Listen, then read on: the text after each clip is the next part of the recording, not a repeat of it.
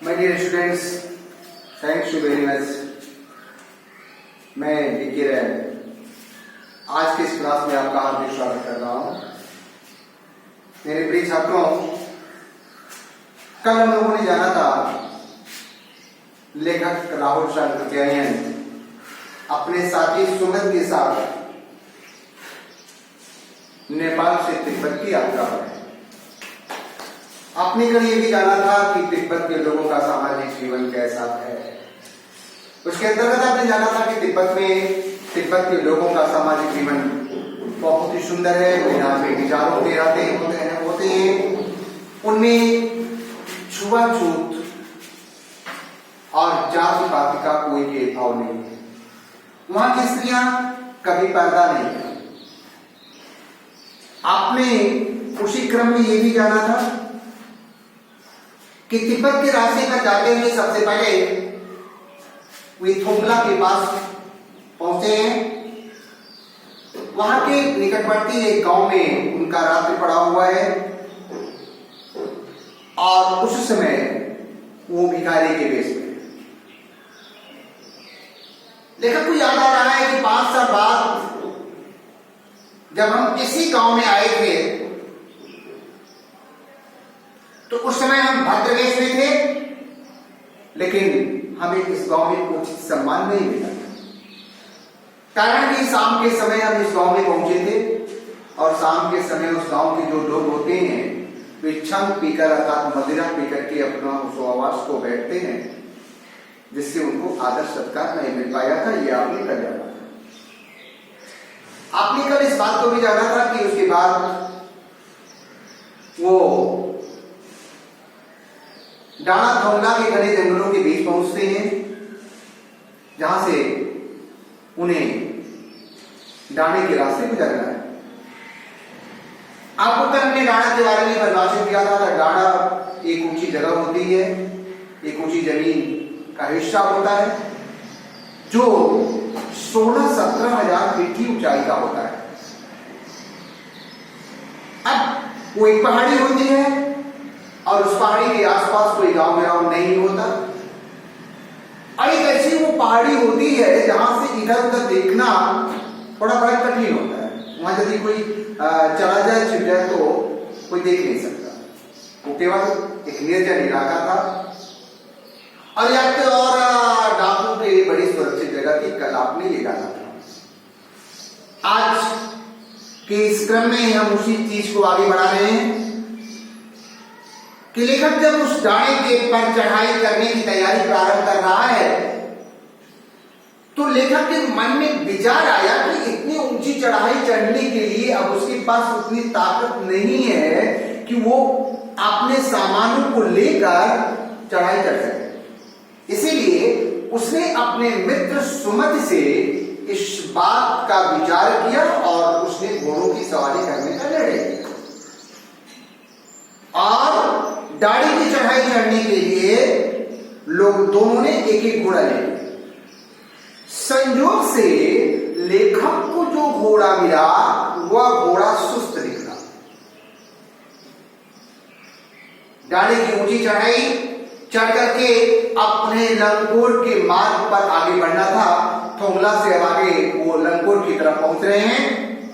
लंगोर की जो पर जाने के लिए जो डाणे की ऊंची चढ़ाई थी, अब उसी ऊंची चढ़ाई पर लेखक, सुमति, उसका मित्र और कुछ और यात्री अब साथ में हो गए हैं और सब लोग घोड़ों पर सवार होकर के आगे बढ़ रहे हैं।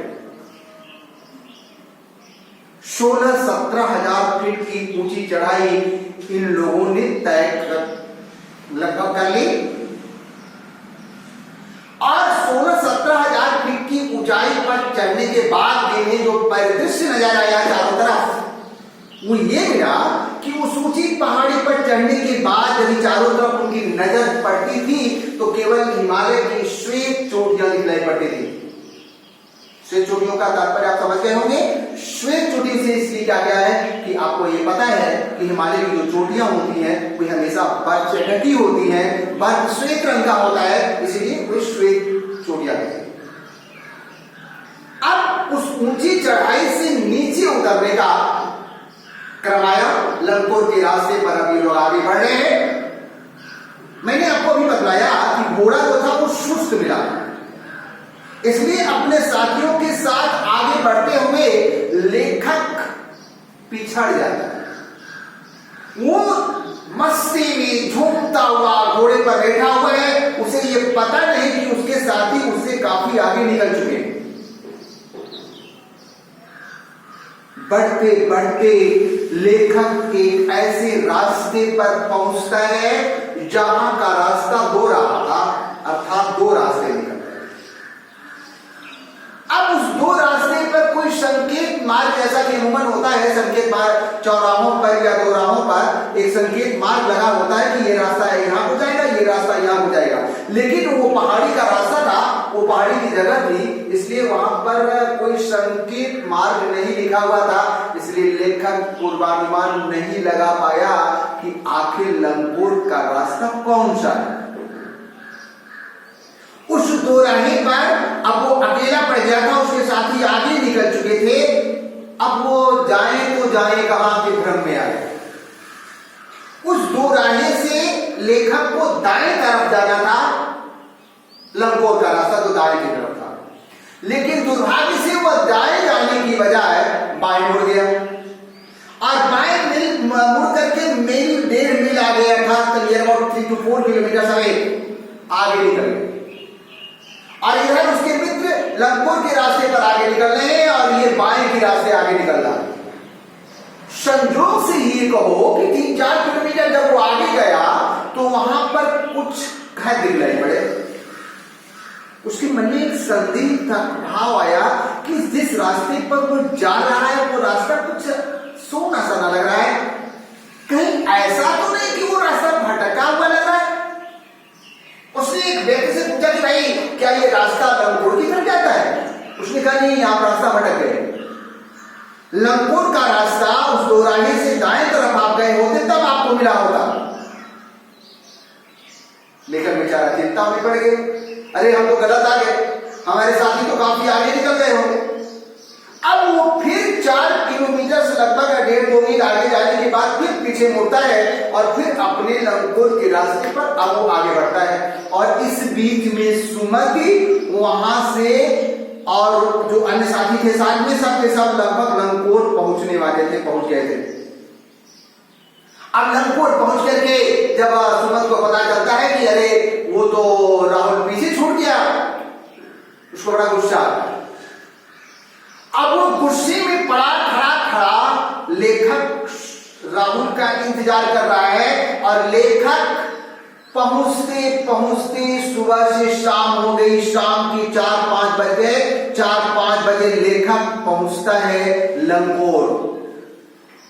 सामने खड़ा है सुमत, गुस्से से उसकी आंखें लाल पीली हो रही हैं। देखते ही बरस पड़ा, कहां आ गए, क्या कर रहे थे। सारी घटना का जिक्र जब कर देता है ये लेखक, तब कहीं जाकर के सुमत शांत होता है। वो कहता है यार तुम इतने परेशान मुझे कर दिए कि मैं इस बीच में 2-3 कंडे बाहर करके आग जला करके चाय बनाई, 3 से 4 बार चाय गर्म की, तुम्हारा भी इंतजार करता रहा, चाय पीता रहा और मैं परेशान सा हो गया। चलो तुम आ तो गए। अब उसके बाद वो पहुंच गए हैं लंकोर के आसपास। तिंगरी नामक एक स्थान है, तिंगरी स्थान पर वो पहुंच गए हैं। तिंगरी के विशाल मैदान में दोनों मित्र खड़े हैं। तिंगरी के विशाल मैदान में पहुंचकर दोनों खड़े हैं।